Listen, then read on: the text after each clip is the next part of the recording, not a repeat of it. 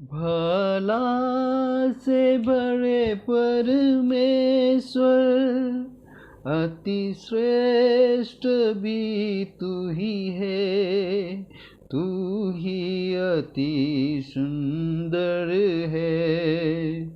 मैं पूरे दिल से भजूंगा। परम पवित्र परमेश्वर पिता को स्तुति और महिमा और बड़ाई हो। आइए हम आज का मनन के लिए भजन संहिता का पुस्तक उसका 46 अध्याय हम देखेंगे।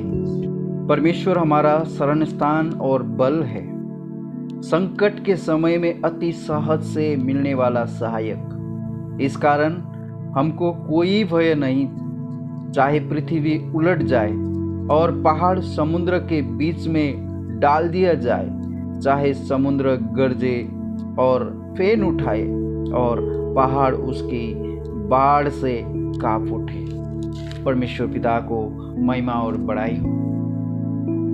ये बात पढ़ते समय मुझे एक स्टोरी याद आया कि मैं कुछ साल पहले उस स्टोरी को मैं सुना था।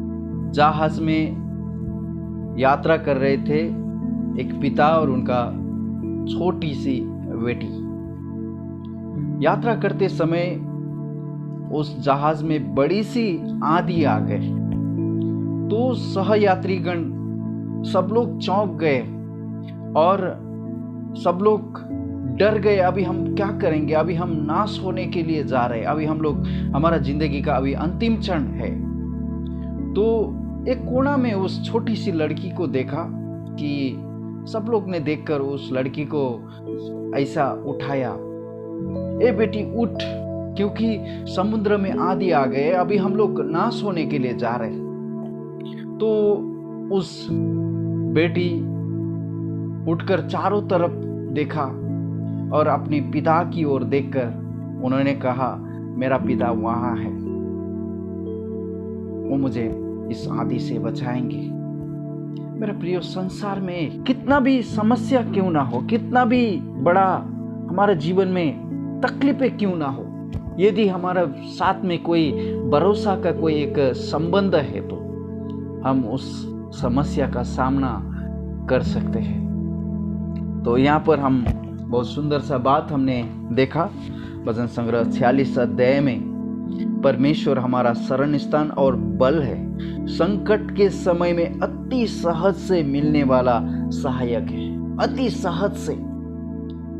आज यदि हम दुर्घटना में पड़े तो भी हमको एम्बुलेंस मंगाने के लिए नंबर लगाना पड़ता है, 108 नंबर लगाना पड़ता है और उसको आने में टाइम लगता है और ट्रैफिक है तो आप सोचिए मत। परंतु परमेश्वर का पवित्र वचन यहाँ पर हमने देखा कि अति सहज से, इंग्लिश में आप पढ़ सकते, God is our refuge and strength, a very present help in trouble. Very present, उसी समय में, उसी क्षण में हमको सहायता करने वाला है हमारा परमेश्वर। जीवन में हमारा कठिन परिस्थिति में हमें सहाय करने वाला। 2 वचन में कहता है, इस कारण हमको कोई भय नहीं, चाहे पृथ्वी उलट जाए और पहाड़ समुद्र के बीच में डाल दिया जाए। आज कैसे एक अवस्था में, कैसे परिस्थिति में होकर हम सब चल रहे हैं मेरा प्रियो।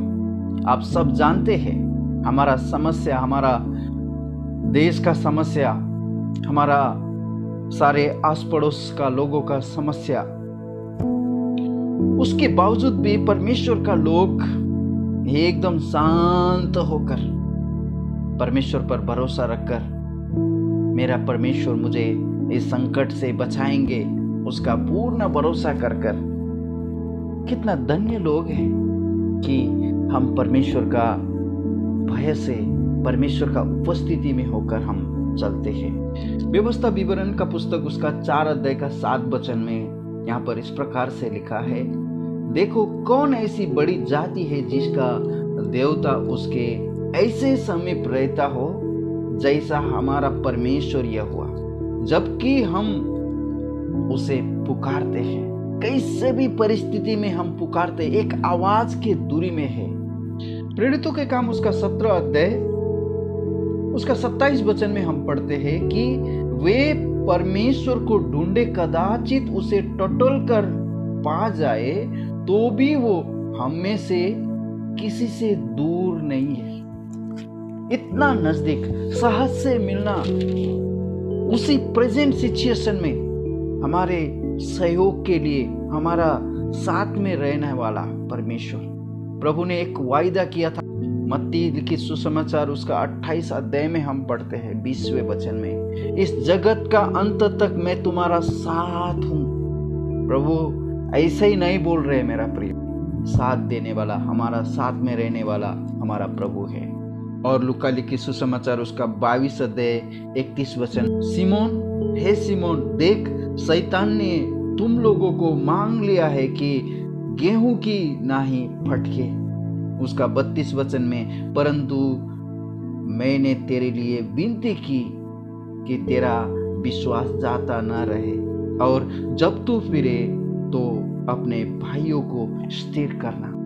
जब शैतान ने सिमोन का साथ उनका बाकी शिष्यों को मांगा, उसी क्षण में प्रभु ने उन शिष्यों के लिए प्रार्थना किया। मेरा प्रिय, आप देख सकते हैं उनके बाद में, प्रभु का क्रूस का मृत्यु के बाद में वो लोग भटक गए थे, बहक गए थे।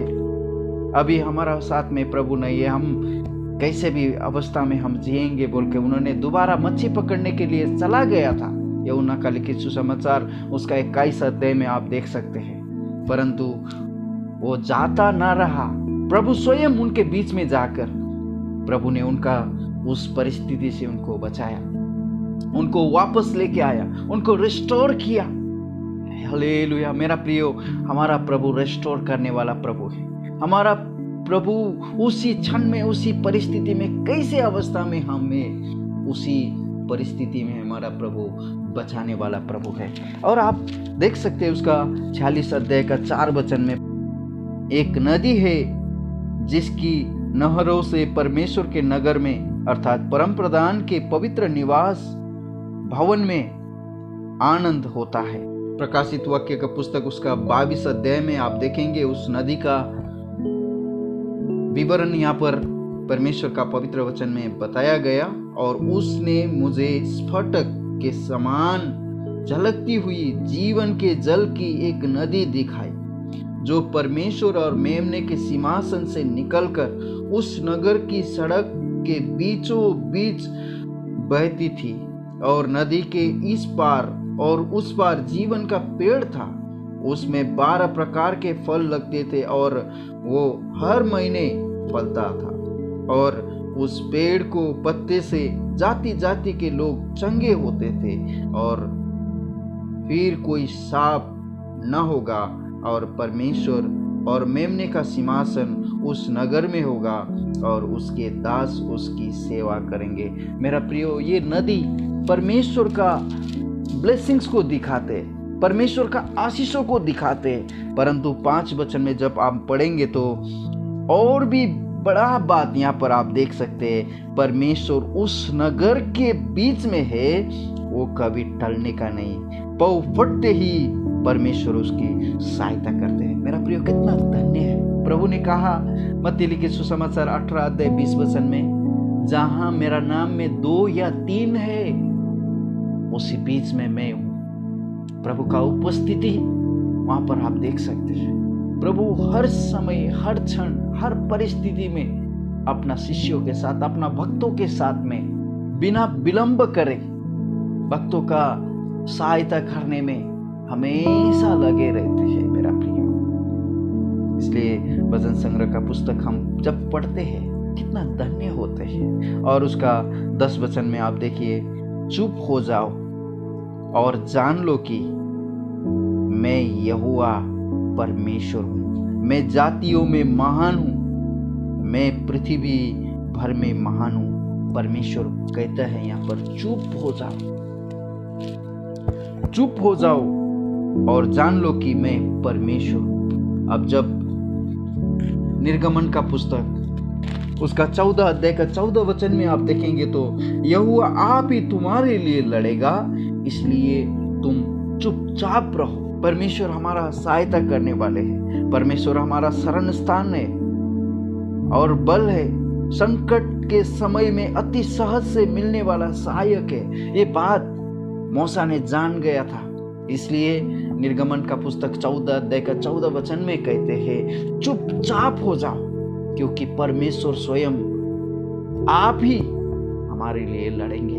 मेरा प्रियो, आज आप कैसे परिस्थिति में है, आज आप कैसे दुख में है, इसमें कोई मायने नहीं रखता है, परंतु परमेश्वर हमेशा के लिए उनका लोगों के बीच में उपस्थित रहने वाला परमेश्वर है। उत्पत्ति 8 अध्याय में आप देख सकते हैं, जब नोहा और सारे जानवर उस जहाज के अंदर में थे, यहाँ पर आपको सुंदर बात देखने को मिलता है। और परमेश्वर ने नोहा की और जितने बनेलू पशु और घरेलू पशु उसके संग जहाज में थे, उन सबों को सुधि ली। और परमेश्वर ने पृथ्वी पर पवन बहाए और जल घटने लगा। परमेश्वर की नाम को महिमा और स्तुति हो। मेरा प्रियो, यहाँ पर आप देख सकते हैं परमेश्वर ने सुधि ली। आज आप लॉकडाउन के कारण हो सकते आप फ्रस्ट्रेशन हो सकते हैं, हो सकते आप निराश हो सकते हैं, हो सकते आप उदास हो सकते हैं। मेरा परिवार कैसे चलेगा, मेरा फ्यूचर कैसे चलेगा। बच्चे लोग सोच रहे होंगे कि स्कूल अगर चालू नहीं होगा तो हमारा पढ़ाई का क्या होगा, हमारा जिंदगी का क्या होगा। हमने फलाना एग्जाम का तैयारी किए थे, ये सारे बात अभी पूरा चौपट होने वाले हैं। आप सोच रहे होंगे। मेरा प्रियो, मैं आपको कहता हूँ, परमेश्वर सुधि लेने वाला परमेश्वर है, परमेश्वर पवन चलाने वाला परमेश्वर है। दुनिया का लोग किसी के पास में भी ये समस्या का हल नहीं है। जब तक परमेश्वर सुधि नहीं लेंगे, जब तक परमेश्वर पावन नहीं चलाएंगे, तब तक इसका कोई होने वाला नहीं है। हम सब मिलकर, आइए हम मिलकर प्रार्थना करेंगे। प्रभु, हम आपको धन्यवाद करते, स्तुति करते हैं भजन संहिता 46 अध्याय के लिए। आप अति सहज से मिलने वाला सहायक है प्रभु। हमने आपको पुकारा, आपने कई जगह में प्रभु हमारे आपने सहायता किया प्रभु जी। हम कैसे संकट में थे प्रभु, आज का संकट कुछ भी नहीं है प्रभु। उस समय का संकट इससे भयंकर संकट था प्रभु जी। उसी समय हम हो सकते मृत्यु में था प्रभु, आपने उसी समय हमारा सुधि लिया, आपने हमें बचाया प्रभु जी। प्रभु, आपने कहा चुपचाप हो जाओ बोल के प्रभु जी 40 का 10 वचन में। आज हम चुपचाप होके आपका वाट जोते हैं प्रभु। आप हमें बचाइए, आप हमें दया कीजिए। हमारा ये प्रार्थना उद्धार करता प्रभु यीशु मसीह के पवित्र नाम से मांगते हैं, सुनिए और ग्रहण कीजिए पिता। आमीन।